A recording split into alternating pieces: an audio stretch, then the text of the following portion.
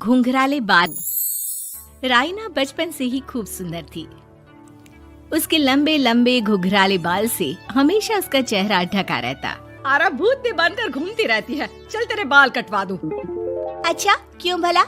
School में तो सारा वक्त बांधकर घूमना पड़ता था। अब तो मैं कॉलेज जाऊंगी और बाल खोल कर घूमूंगी। हाँ। अरे ये बाल देख रही है, ऐसे लगता है जैसे मधुमक्खी का छत्ता। खैर, घने घने घुंघराले बालों से राइना सुंदर तो लगती, लेकिन उसे संभालना उसके लिए बड़ा काम था। माँ, अरे माँ, शैम्पू खत्म हो गया है। इस बार वो वाला लाना ना, जो घुंघराले बालों को और बाउंसी बनाता है। माँ ले आना, हाँ जरूर से। कल मेरा कॉलेज का पहला दिन है। मैं चाहती हूँ सब मुझे देखकर जले। अगले दिन राइना कॉलेज पहुँचती है, जहाँ एक लड़का उसे छेड़ते हुए कहता है, अरे लगता है चाउमीन में सोया सॉस कुछ ज्यादा ही गिर गया। अरे मुझे तो चेहरा दिख ही नहीं रहा। लड़कियां भी राइना का मजाक उड़ाती है। अरे यार, ये कंगना की कॉपी करके कौन आया है? लोकल कंगना और कौन?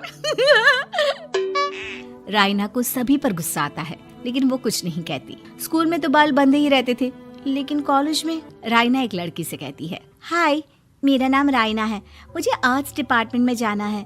कहाँ से है रास्ता? अपने बाल हटाकर देखो, सामने ही बोर्ड लगा है। राइना को कॉलेज में भी दोस्त बनाने में दिक्कत आ रही थी। वो रोते रोते घर आ जाती है। माँ, मैं क्या करूं? आज तो सारा दिन लोगों ने न जाने क्या क्या बोलकर मेरा मजाक ही बना कर रख दिया। माँ प्लीज कुछ करो ना मेरे बालों का। मैंने तो पहले ही कहा था कटा दे, पर तू। अरे कटाने से क्या होगा, उल्टा जो थोड़े बांध कर ये इन्हें समेट सकती है ना, वो भी नहीं कर पाएगी। तो क्या मेरी कोई दोस्त नहीं बनेगी कॉलेज में, या मैं हमेशा लोगों के मजाक का ही शिकार होती रहूंगी? राइना जोर जोर से रोने लगती है। तभी उसका छोटा भाई आ जाता है और राइना के बालों के बीच एक पेंसिल छुपा देता है। तभी उसका दोस्त भी पीछे से आ जाता है। अरे ढूंढो ढूंढो, कहाँ है पेंसिल? मैं नहीं बताऊंगा। दोस्त काफी कोशिश करता है, लेकिन उसे पेंसिल नहीं मिलती। वो वहाँ से चला जाता है।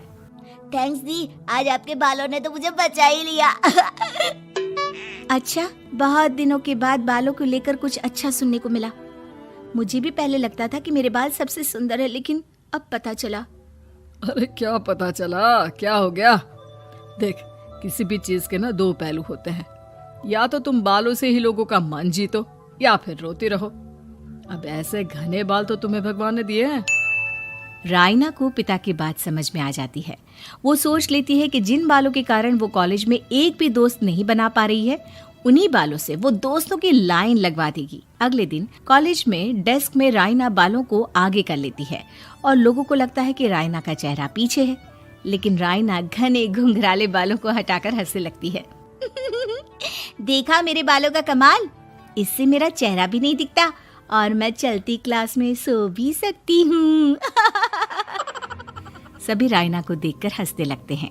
क्लास में परीक्षा चल रही होती है, तो राइना अपने बालों में चीटिंग के पेपर छुपा छुपा कर आसपास के बच्चों की मदद भी कर देती है, जिसके बाद से तो राइना क्लास की हीरोइन बन जाती है। वाह राइना, तेरे बाल तो बहुत कमाल के हैं। मैं तो इन्हीं के कारण पास हो गई। और पता है, मैं तो अपने काम का सामान राइना के बालों के बीच में ही फंसा देती हूँ। जैसे जैसे काम होता है वैसे वैसे इस्तेमाल करती हूँ। अब तो क्लास में हर कोई राइना के साथ बैठने की जिद करता। राइना में इसे लेकर घमंड आ जाता है। उसे लगता है कि वही क्लास की सबसे डिमांडिंग लड़की है। फिर एक दिन, मैं इस कॉलेज में नई नई आई हूँ, क्या आप मेरी दोस्त बनेंगी? मैं? ओह सॉरी, मैं इस क्लास की सबसे डिमांडिंग लड़की हूँ। हर कोई मेरे साथ ही रहना चाहता है। एक काम करो ना, वो पीछे की सीट दिख रही है, जाओ, जाकर वहीं बैठ जाओ। लड़की को राइना की बात बहुत बुरी लगती है, लेकिन वो करती भी तो क्या, जाकर चुपचाप पीछे की सीट पर बैठ जाती है। तो आज का लेसन सबने याद किया है ना बराबर से? जितनी भी चीटिंग करने वाली लड़कियां थी, वो राइना के पीछे जाकर बैठ जाती है और जोर से चिल्लाती है, जी मैम, सब कुछ याद है, कहीं से भी पूछ लो, हम तो मास्टर हैं मास्टर। क्यों? ये बोलकर वो रायना के कंधे पर हाथ रख देती हैं। रायना भी खुश होती है कि कॉलेज की सबसे स्मार्ट लड़कियों का ग्रुप उसका दोस्त है। पीछे बैठी वो लड़की देखती है कि कैसे मैडम के सवाल लड़कियां रायना के सर को देखकर दे रही है। शाबाश, मुझे खुशी है कि तुम लोग इतनी अच्छी पढ़ाई करने लगी हो। मैं प्रिंसिपल से कहकर तुम लोगों की स्कॉलरशिप की बात करूंगी, जिससे तुम लोगों के माता पिता का पैसा जो फीस में लग रहा है वो बच जाए। सभी लड़कियां खुश हो जाती हैं। टीचर के जाने के बाद एक लड़की कहती है, गर्ल्स, अब हम लोग ना सिर्फ सबसे स्मार्ट बल्कि सबसे इंटेलिजेंट भी हो गए हैं। इसी बात पर आने वाले संडे को मेरे घर पर पार्टी, सबको आना है, ओके? सभी लड़कियां पार्टी के लिए एक्साइटेड हो जाती हैं। रायना भी। माँ, मेरे कॉलेज की सबसे स्मार्ट लड़की ने पार्टी रखी है संडे को। मैं भी वहाँ सबसे अच्छी दिखना चाहती हूँ, लेकिन ये बाल। घुंघराले बालों का तो कर भी क्या सकती है।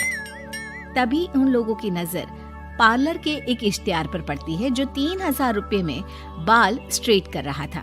माँ, मुझे पैसे देना, मैं बाल सीधे करवा कर आती हूँ। संडे को पार्टी में सबसे अच्छी लगूंगी। बस फिर क्या था, अपने घुंघराले बालों को रायना पार्लर जाकर स्ट्रेट यानी कि सीधा करवा लेती है। और फिर पार्टी वाले दिन, हाय गर्ल्स, कैसी लग रही हूँ मैं? ओह नो, शिट, ये क्या करवा लिया बालों का हाल? और जिसके घर पार्टी थी वो लड़की, अरे ये क्या करवा लिया? तुम्हें मालूम नहीं है, जिस बालों में चीटिंग रखकर हम लोग टीचर के आगे इम्प्रेशन जमाते थे, उन बालों को तुमने। अरे हमें तो स्कॉलरशिप भी मिलने वाला था, अब तुमने बाल सीधे करवा लिए। अब तुम हम लोगों के लिए किसी काम की नहीं हो। अरे लेकिन हम दोस्त तो है ना, क्या मैं अच्छी नहीं लग रही हूँ? हमें तेरे अच्छे और बुरे लगने की कोई जरूरत नहीं है। हम लोगों को तेरे बालों से फायदा था, अब वो नहीं है, तो हम तेरे दोस्त भी नहीं है। जाकर बाल वापस घुंघराले करके आ, तभी तो हम लोगों की दोस्त बन सकती है। रायना रोते रोते घर आती है और माँ को सारी बात बता देती है। माँ, ला पैसे दे, मैं बाजार जाकर बाल ठीक करा के आती हूँ। लेकिन माँ, मुझे ये बाल बहुत अच्छे लग रहे हैं, काश ये बाल मैं पहले ही सीधे करवा लेती। देख बेटा, पैसे तो मैं तुझे दे दूं, लेकिन वैसे बाल करके तू फिर ऐसे दोस्त बनाएगी जो तेरे साथ मतलब के लिए जुड़े हैं। लेकिन इन बालों में तू ऐसे दोस्त बनाएगी जो तेरे साथ जीवन भर का साथ निभाएंगे। रायना को माँ की बात समझ में आ जाती है।